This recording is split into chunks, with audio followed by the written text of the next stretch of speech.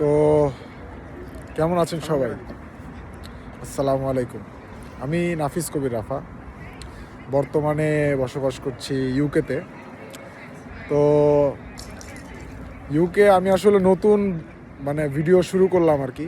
খুবই আবেগঘন কারণেই আর কি আমার ভিডিওটা শুরু করা।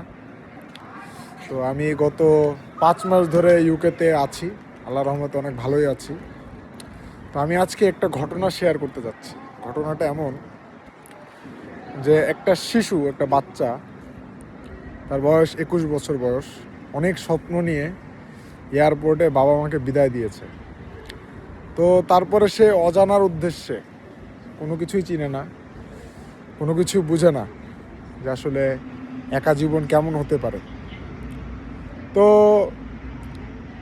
সে বাবা মাকে এয়ারপোর্টে বিদায় দিয়ে কান্না করতে করতে যখন একটা নতুন দুনিয়া, নতুন পরিবেশ, নতুন ওয়েদার, নতুন মানুষজন সব কিছুকে দেখলো, দেখার পরে সে আসলে বুঝতে পারলো যে এই সংগ্রাম তার নিজের।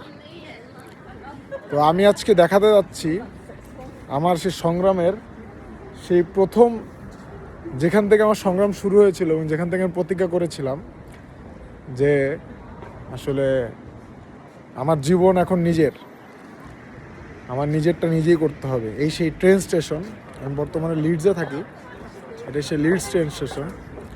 আমি যখন এখানে আসি তখন বাজে রাত্রে 3:30। অনেক ত্যাগ তিতিক্ষা এবং অনেক কিছু স্যাক্রিফাইস করে তো আমি এইখানে পৌঁছাই আর কি। রাত্রে 3:30টার সময়, 12টার সময় পৌঁছানোর কথা ছিল।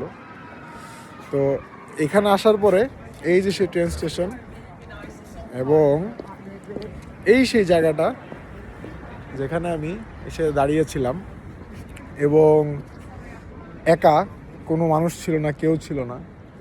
তো তখন থেকে আলহামদুলিল্লাহ এখন পর্যন্ত অনেক ভালোই আছি, সুস্থ আছি এবং আশা করতেছি আপনাদের দোয়ায়, সবার দোয়ায় ভালো থাকবো। তো এই কারণেই আমি আসলে এই জায়গাটা দেখালাম যে আসলে আমার ইউকের জীবন কোথা থেকে শুরু হয়েছে। তো পরবর্তীতে আরও নতুন নতুন জিনিস আপনাদের দেখাবো, আসলে জীবনে কীভাবে সংগ্রাম, আমার জীবনের, ছোট্ট জীবনের সংগ্রাম এবং আমার জীবনে যত স্যাক্রিফাইস সব কিছু। তো আমার সাথে আছে আমার এক বড় ভাই, রাজ ভাই। আসসালামু আলাইকুম সবাইকে। তো ভাইয়াকে আসলে এখানে আসলাম ভাইয়ার সাথে একটু দেখা করতে। ভাইয়া এখানে একটা ছোটোখাটো ছোটোখাটো না, ভালো একটা বড় জব করে।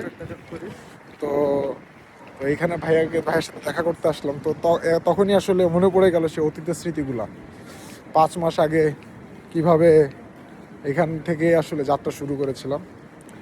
তো আজকে আর বাড়াবো না, এখানেই শেষ করছি।